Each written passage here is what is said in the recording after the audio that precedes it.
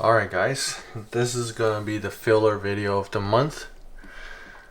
Yeah, so for March 2025, we're gonna have a hard time building $1,000 PC, to be honest. Compared to February, I think we're gonna be paying more. Obviously, if it's with the same, budget, we're gonna be building less of a computer compared to last month. And depends on what time you watch this video. The U.S. tariff situation may or may not get situated, and yeah, and have a large impact on people's wallet for this month at least. So I'm gonna just start off like I usually start off with a monitor that I typically think it's the bang for the buck monitor for this month. So honestly, sometimes you just have to pick the cheapest one. And am I looking at this right? $78 for this gigabyte, 170 hertz. Is that a real price? Amazon? No, it doesn't seem to be like a real price. It's broken. Okay, let's go for the next best thing, I suppose.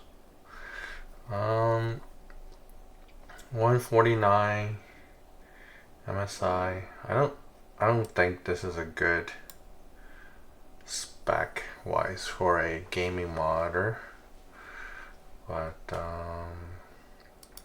I know last few months I have landed on a curved Dell monitor, but this month is actually very hard to pick a decent monitor, because to be honest, you want to pick something with high refresh rate and with decent viewing quality. What I mean by that is either you get a nice fast IPS or nice fast VA curved.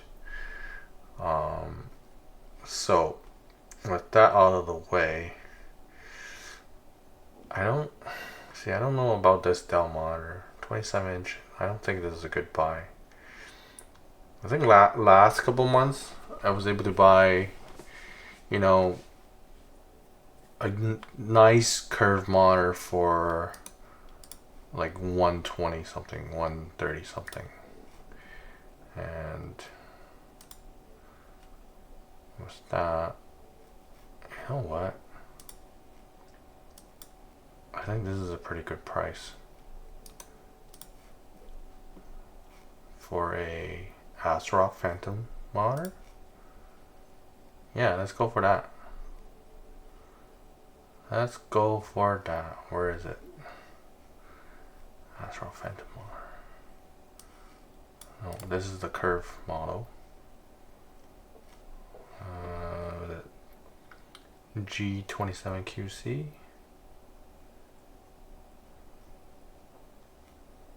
Oh. Let's see.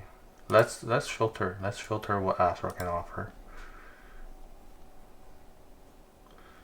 27-inch, 1440p. These two are almost identical in spec. The first one and the third one.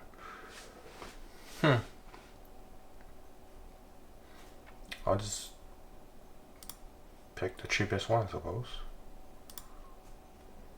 Yeah. I think this is pretty good. Pretty good monitor. Add to our list. Now, let's continue with the build. So, obviously, my previous videos, I'm recommending the 78 or 7700 XTs. with the new AMD and NVIDIA graphics cards just came out, just released. They're not affecting on some of these older models of graphics cards, especially on the 4060 and on the 7800 XT. So, my personal opinion on this one is, I got about $400, $500 to spend, I suppose. Let's see what they have in stock still. I don't think there's many choices around here.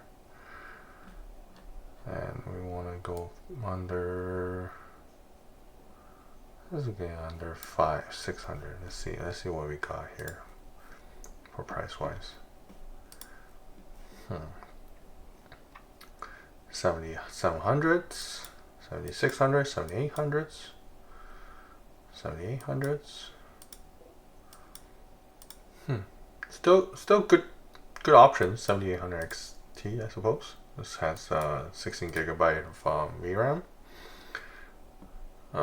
Don't buy the 4060. So I'm gonna filter it down. Let's see what else we got. 77, 77, 78. So let's flip this around. You gotta find the cheapest 7800X 3D, or sorry, 7800 XT.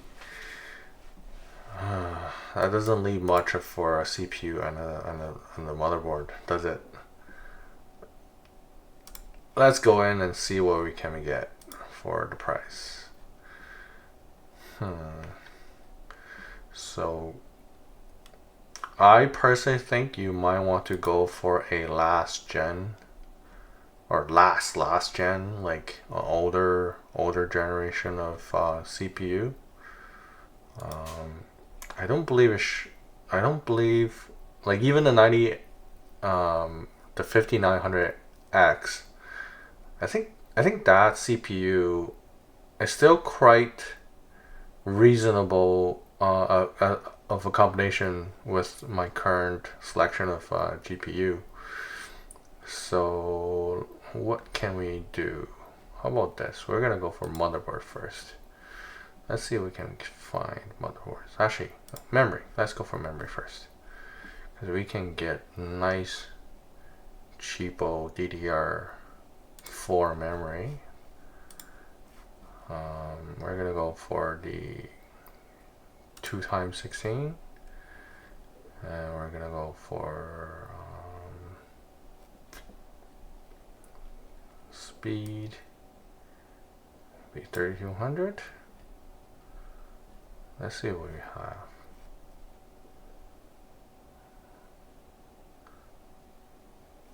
What's the latency? Let's find a good latency. Be less than 10.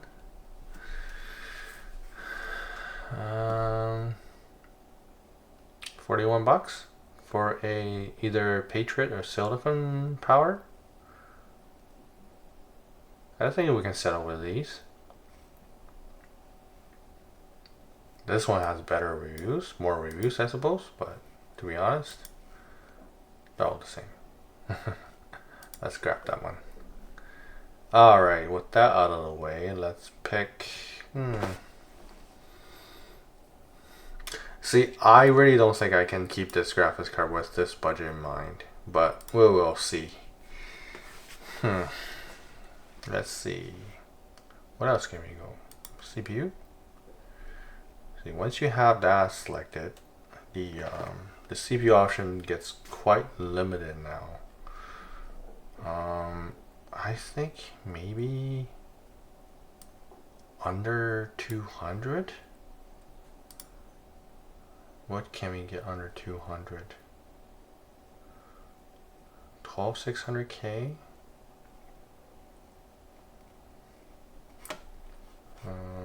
What would be the prices right now?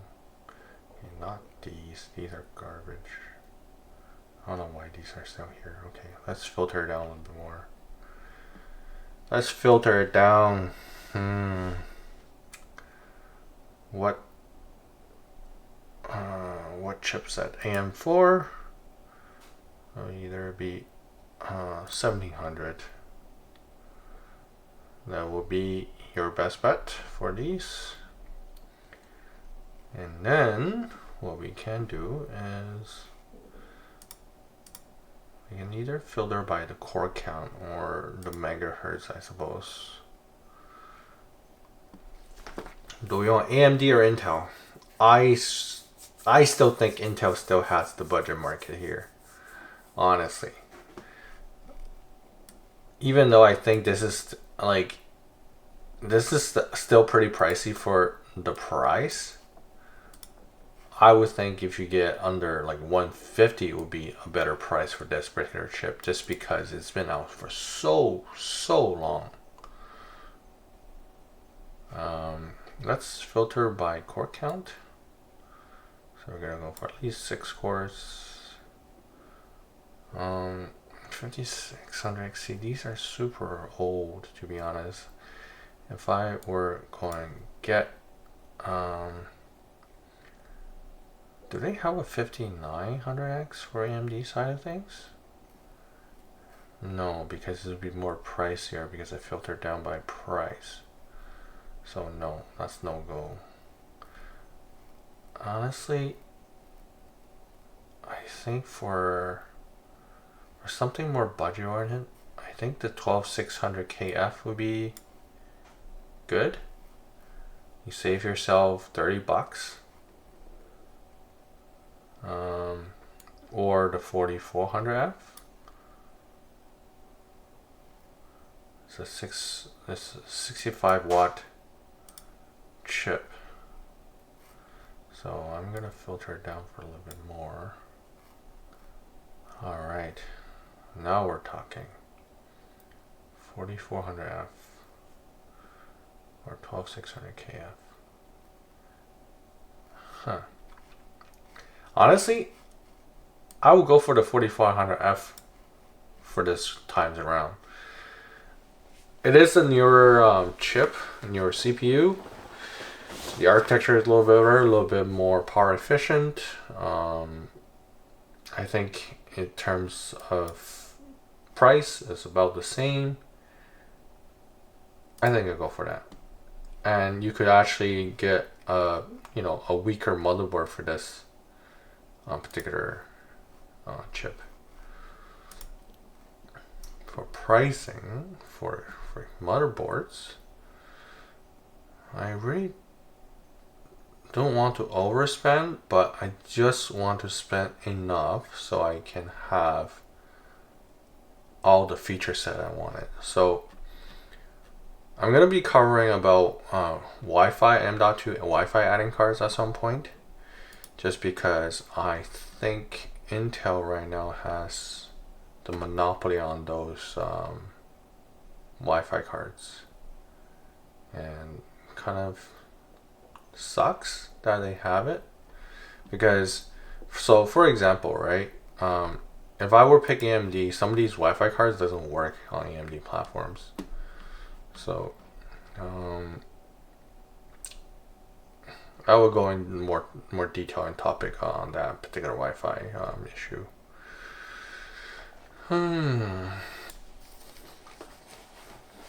Alright, I think the ASRock motherboard is pretty good for $100. No, it's just the choice choosing between a ATX or IM ATX platform. I think last time around I picked a M-ATX, so I'm gonna pick ATX this time around. Honestly, at this point, a lot of things could be massaged a little bit. You could just pick whatever you feel like it. But I think I'm gonna pick that board. And for CPU cooler, I'm not too sure if this comes with a stock cooler, but to be honest, could buy a pretty decent air cooler nowadays for like quite good of a price, especially you have the, you know, the likes of Thermaltake that dominates the entire cheapo cooling market. So, whoops, that's wrong. That's over here. Thermalright. Sorry, did I say Thermaltake? Thermalright. Thermalright. Yeah. So in terms of that, honestly, you don't even need to have a dual tower like this, but it's cheap. I mean, this is the 90 millimeter. That's a 90. That's a downfire one. That's Assassin King.